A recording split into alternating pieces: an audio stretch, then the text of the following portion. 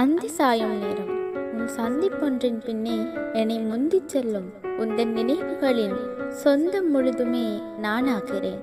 மெல்ல பகலவன் மறைய நில்லாத அலைகளும் மோய மெல்லிய மேகங்கள் விலக சில்லென்ற காற்றோடு திங்களும் தோன்ற என் எண்ணங்கள் முழுவதும் உன் வண்ணங்கள் நிறைய பொன்னந்தி வானமும் உன் வண்ணச்சாயல் ஆகுதே.